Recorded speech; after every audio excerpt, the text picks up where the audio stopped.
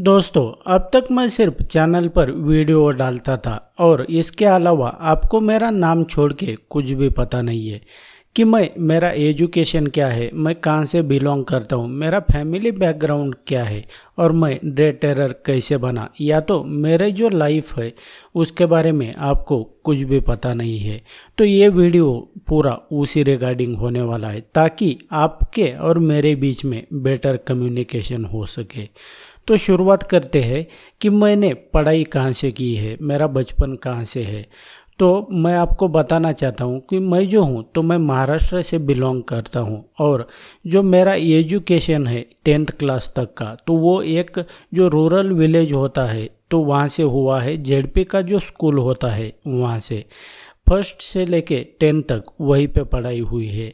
ऐसा नहीं है कि मैं कोई ऐसा बहुत टैलेंटेड स्टूडेंट था या तो मेरे कोई 10th क्लास के बाद में मेरे नंबर ऐसे बहुत ज़्यादा आए थे।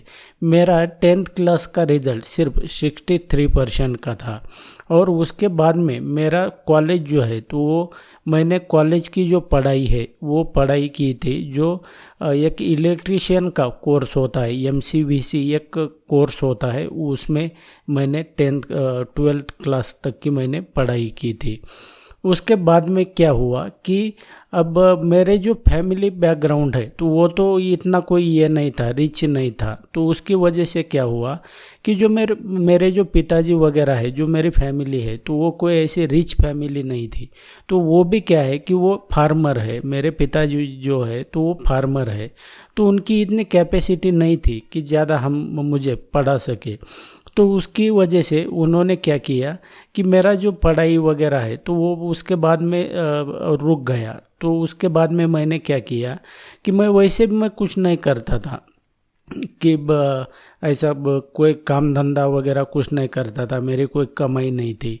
तो उसके बाद में मैंने क्या किया कि 12th क्लास पास होने के बाद में मैंने एक अप्रेंटिस का एक कोर्स होता है, यानी कि अप्रेंटिस के बेस पे आप किसी भी कंपनी में काम कर सकते हैं। तो मेरा जो इलेक्ट्रिशियन का कोर्स था वो कंप्लीट होने के बाद में मैंने अप्रेंटिस में अप्लाई किया और अप्रेंटिस के बाद मुझे एक मेडिसिन कंपनी में जॉब लग गया। वो जॉब भी कोई परमानेंट नहीं था या तो कोई स्टाफ का जॉब नहीं था, वो जॉब भी एज एक छोटा मोटा जो वर्कर होता है उसी तरह का था। यानी कि जो उस वक्त मुझे जो सैलरी मिलता था मंथली, तो वो सिर्फ 1700 रुपये सैलरी था। 1700 रुपये में मुझे बड़े शहर में रेंट भी देना था, उसके बाद में मेरा खाने पीने का भी खर्चा था, उसके बाद में जो मेरा लाइफस्टाइल है उसी के ऊपर मैं डिपेंड था 1700 रुपये के ऊपर। और वो जॉब भी जो होता है तो वो कोई ऐसे परमानेंट जॉब नहीं होता, वो जॉब भी 1 साल के लिए होता है, यानी कि 12 महीने के लिए होता है।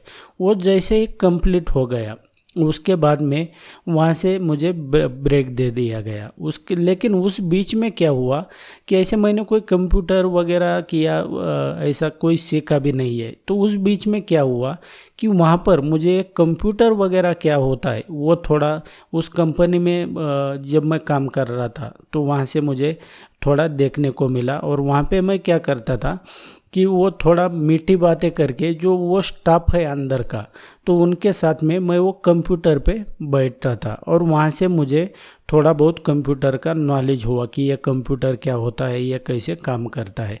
उसके बाद में जैसे फिर कंपनी से मैं छूटता था तो वहाँ से मैंने बाहर आने के बाद इंटरनेट कैफ़े जो होता है तो इंटरनेट कैफ़े पर जाता था और वहाँ पे थोड़ा बहुत मैं प्रैक्टिस करता था। तब 1 घंटे के 10 रुपये चार्ज था, शायद 20 रुपये था। तो वो 20 रुपये चार्ज देकर मैं वहाँ पे बैठता था, वहाँ पे थोड़ा बहुत प्रैक्टिस हुआ। लेकिन अब ये तो जॉब मेरा ब्रेक हुआ था, वहाँ पे 12 महीने हो गए थे। उसके बाद में मैं जॉब ढूंढने लगा था। ऐसा करते करते दूसरा जॉब मुझे एक कंपनी में मिल गया। तो वहाँ पे क्या है कि मुझे 3200 सैलरी दिया गया। फिर वहाँ पे 3200 सैलरी दिया और वहाँ पे जो है तो एक कंप्यूटर के ऊपर जो ऑपरेटर होता है उसके जॉब के लिए मुझे वहाँ पे लिया गया था। लेकिन वहाँ पे क्या होता है कि ऐसे बहुत बड़े बड़े एक सॉफ्टवेयर होते हैं, तो उनको चलाना होता है, कंपनी के अलग अलग काम होते हैं उसमें, लेकिन उसका तो मुझे नॉलेज नहीं था ज़्यादा।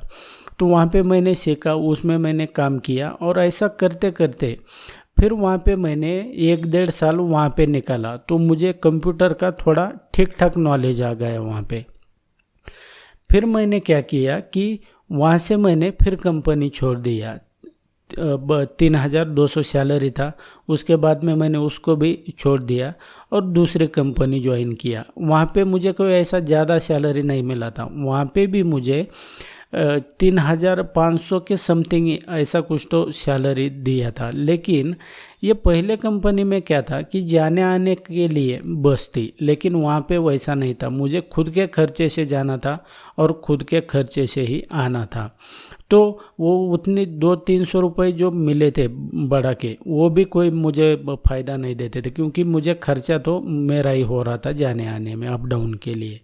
वहाँ पे मैंने फिर ऐसा 1.5-2 साल कुछ तो किया होगा। ऐसा करते करते मैंने बहुत सारी, करीबन मैंने 11 कंपनियाँ मैंने बदल ली थी।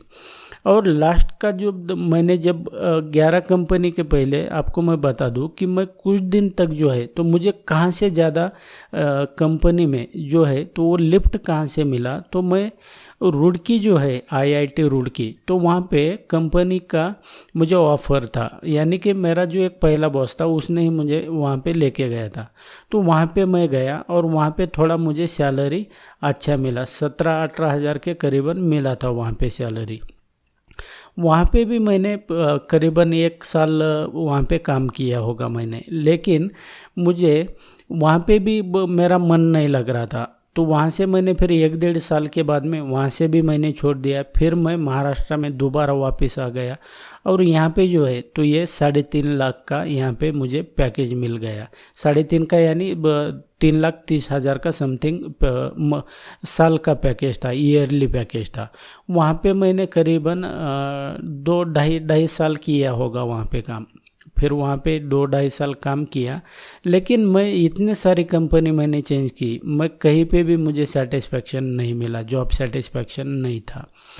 वहाँ से मैंने फिर उसको भी छोड़ दिया। उसके बाद में क्या हुआ कि मैंने दूसरी कंपनी में ज्वाइन किया। इसके बीच में मुझे जॉब मिलने के लिए बहुत सारे धक्के भी खाने पड़े, क्योंकि ऐसे आसानी से आपको जॉब नहीं मिलता था। अगर आपके हाथ में जॉब है तो आपको मिल जाएगा, लेकिन ऐसे अचानक छोड़ने के बाद में आपको इजीली जॉब नहीं मिलता। उसके बाद में मैंने उसको भी छोड़ दिया और मैं ऐसे जॉब ढूंढने के लिए मैं ऐसे घूमता था। अब या तो किसी कंपनी में जाता था, गेट पे जाता था, गेट पे जाके मेरा रिज्यूमे देता था, या तो जो घर पे आने के बाद ऑनलाइन जो है तो वो मैं अप्लाई करता था उस कंपनी की वेबसाइट पे जाके, एचआर का जो ईमेल आईडी वगैरह होता है। ऐसे करके मैं जो मेरे नियरेस्ट जो इंडस्ट्री है वहाँ पे मैं अप्लाई करता था। मैंने कम से कम 1-1.5 हज़ार ऐसे अप्लाई किए होंगे, लेकिन सिंगल भी कॉल मुझे नहीं आया किसी का कि जो हमारे पास जॉब अवेलेबल है करके।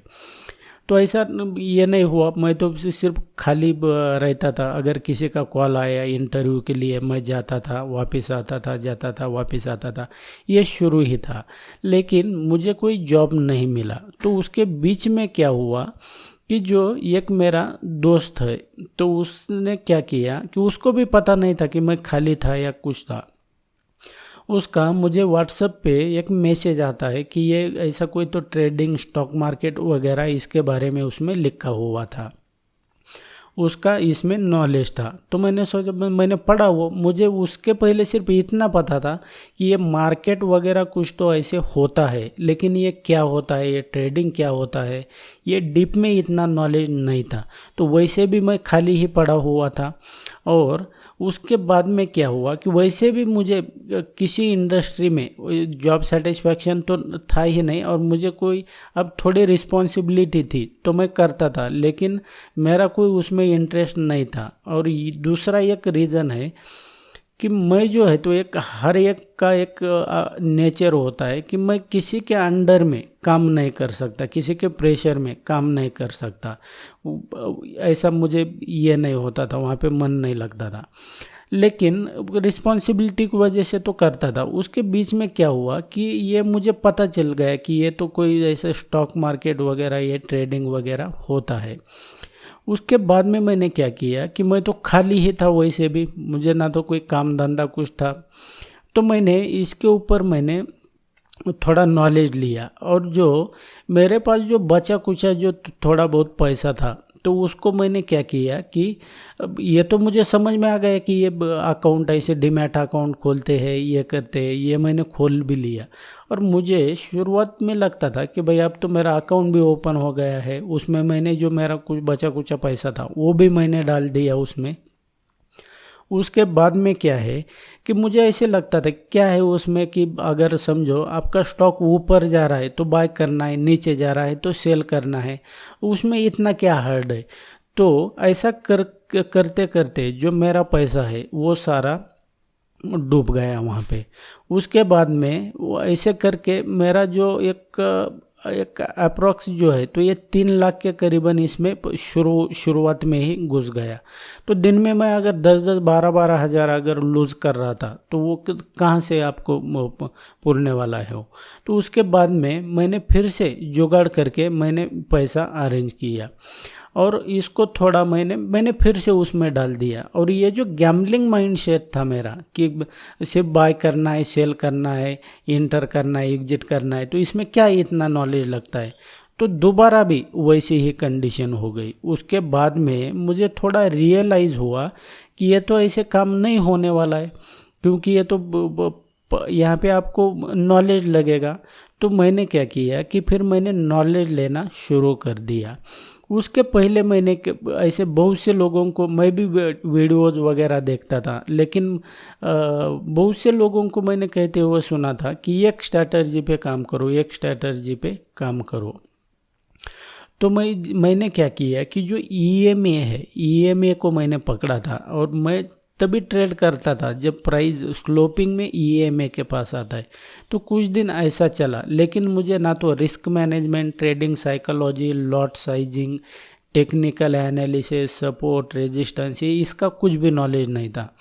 लेकिन उसमें भी मुझे कोई इतना जमा नहीं। फिर उसमें मैंने वहाँ पे ट्रेडिंग को जो है थोड़ा स्टॉप कर दिया, और मैंने इसकी जो किताबें वगैरह है, बहुत सारी किताबें, candle stick, price action, risk management, trading psychology, इन सब के बारे में मैंने थोड़ा थोड़ा नॉलेज लेना शुरू कर दिया। और इसका नॉलेज लेने के बाद में फिर मेरा एक बार और पैसा लूज हो गया था, और दोबारा जो है तो मैंने इसका नॉलेज लेने के बाद में मैंने इसको धीरे धीरे करके इसको ट्रेडिंग शुरू किया, और ये जो कैपिटल वगैरह होता है तो इसको धीरे धीरे मैंने बढ़ाना शुरू कर दिया। और अब इसके रिगार्डिंग जो है तो मैं आपको आने वाले किसी वीडियो में मैं आपको डिटेल में बताऊंगा। लेकिन ये जो वीडियो है तो ये आपको सिर्फ मैं ये बताने के लिए किया हूँ कि आपको अगर आपका फैमिली बैकग्राउंड क्या है, आप कौन सी क्लास में पढ़ते हैं, या तो आपका जो एजुकेशन है वो फाइनेंस में है या नहीं है, इससे कुछ फ़र्क नहीं पड़ता है स्टॉक मार्केट और ट्रेडिंग में कि आप किसी अच्छे पोजीशन पे है तो तभी आप कर पाएंगे। तो ऐसा कुछ नहीं है। आपका फैमिली बैकग्राउंड, आपके पास कितना पैसा है, या तो आप किस पोजीशन पे, या आपका एजुकेशन क्या है, ये कोई मैटर नहीं करता है। ऐसा नहीं है कि आपने फाइनेंस में आपका एजुकेशन है तभी आप ये कर सकते हैं, ये कोई भी कर सकता है। लेकिन आपको जो है तो आपको नॉलेज लेना पड़ता है, आपको ट्रेडिंग के रिगार्डिंग आपको सीखना पड़ता है। ट्रेडिंग सिर्फ आपके पास पैसा है तो ट्रेडिंग नहीं होती है, आपको उसका नॉलेज भी होना चाहिए। इसके लिए मैंने आपको ये बताया। और यहाँ पे जॉब में, और यहाँ पे क्या है, मैंने तो इतने सारे जॉब किए लेकिन मुझे कभी इसमें सेटिस्फेक्शन नहीं मिला। तो जॉब में और इसमें क्या फ़र्क है मैं आपको थोड़ा बता देता हूँ। जॉब जो होता है तो जॉब में आपको 8-10 घंटा काम करना पड़ता है, यानी कि आप जब तक काम करेंगे तभी तक आपको सैलरी मिलेगी। लेकिन ट्रेडिंग में वैसा नहीं है, आप जितना यहाँ पे कम काम करेंगे और एक ट्रेड भी आपने समझो किया तो आपका जो है तो वो मंथ का प्रॉफिट, यानी कि आप अगर मंथली जितना सैलरी मिलता था वो एक ट्रेड में मिल जाता है। और आप सोते समय भी आप यहाँ पे पैसा कमा सकते हैं, या तो आप घूम रहे हैं तो भी आप पैसा कमा सकते हैं स्टॉक मार्केट में ये। लेकिन जॉब में वैसा नहीं होता है। जॉब में आपको ड्यूटी पे जाना ही पड़ता है, 8-10 घंटा काम भी करना पड़ता है। और जब आप ड्यूटी पे नहीं जाते तो आपको सैलरी नहीं मिलता है। आप जब ऑफिस में नहीं जाएंगे तो आपको सैलरी नहीं मिलेगा। लेकिन यहाँ पे वैसा नहीं है, आप घूम रहे हैं तो भी आपको पैसा मिलेगा, या तो आप कहीं पे सोए हुए हैं तो भी आपको पैसा मिलेगा। यहाँ पे पूरा फ्रीडम होता है। और मुझे जो किक मिला तो मुझे यही से मिला, जो लाइफ जीना चाहता था कि किसी के अंडर में मुझे काम नहीं करना है, किसी का प्रेशर नहीं होना चाहिए, या तो मेरा जो लैपटॉप है तो वो उसी के ऊपर मेरा सब काम हो जाता है। यानी कि मुझे ऐसे किसी को ऑफिस में नहीं जाना पड़ता है, किसी को जॉब के बारे में नहीं पूछना पड़ता है, या तो मुझे जो सैलरी है पैसा लेने के लिए 1 महीने का वेट कभी नहीं करना पड़ता है। ऐसा कुछ नहीं है, आज मैंने प्रॉफिट किया तो शाम तक मेरे अकाउंट में आ जाता है। तो उसमें मुझे आपका प्रमोशन का भी यहाँ पे कोई झंझट नहीं है, हर दिन प्रमोशन है। सिर्फ आपको कंडीशन है कि स्टॉक मार्केट और ट्रेडिंग के बारे में आपको नॉलेज लेना पड़ेगा। तो ट्रेडिंग सिर्फ इतना है क्या कि आपको कैंडलस्टिक समझ में आया, टेक्निकल एनालिसिस समझ में आया, या तो आपको इंडिकेटर समझ में आया, नहीं, इतना ही नहीं है। आपको इसके अलावा lot sizing, trading psychology, risk management, इन सब के बारे में आपको सीखना ही पड़ता है। और वो हर किसी को सीखना पड़ता है। ऐसा नहीं है कि जितने भी दुनिया भर के सारे प्रोफेशनल या तो प्रॉफिटेबल ट्रेडर है वो कोई पैदा होते ही ऐसे नहीं आए थे नॉलेज लेके, वो उनको भी सीखना पड़ता है। और स्टॉक मार्केट इकलौता ऐसा प्रोफेशन है जहाँ पे लोगों को लगता है कि हम बिना किसी नॉलेज का पैसा कमा लेंगे, लेकिन ये ऐसा नहीं होता है। आपको अगर डॉक्टर बनना है, आपको अगर इंजीनियर बनना है तो आपको 4-5 साल उसको देने पड़ते हैं। लेकिन फिर आपको स्टॉक मार्केट और ट्रेडिंग में ही क्यों लगता है ऐसा कि हम बिना किसी नॉलेज का यहाँ पे पैसा कमाएंगे? आपको नॉलेज लेना ही पड़ेगा। तो ये तो था कि आपको नॉलेज और ये लेना है। इसके अलावा मैं आपको मेरे कोर्स में 12 मेरी ट्रेडिंग स्ट्रैटेजी देता हूँ जिसके बेस पे आप काम कर सकते हैं और यहाँ से प्रॉफिट कमा सकते हैं। इसकी डिटेल जो है तो डिस्क्रिप्शन में मैंने लिंक दिया हुआ है, इसके ऊपर क्लिक करके आप चेक कर सकते हैं। मेरा नंबर भी दिया हुआ है, उसके ऊपर व्हाट्सअप या तो ईमेल कर सकते हैं। So thanks for watching. इसके ऊपर जो है तो मैं आपको डिटेल में वीडियो बनाऊंगा कि मैंने कैसे इसको इम्प्रूव किया, मैंने कहाँ से पढ़ाई की, क्या नहीं, या तो मैंने नॉलेज कहाँ से लिया था। So that's it in this video. Thanks for watching. See you in the next episode.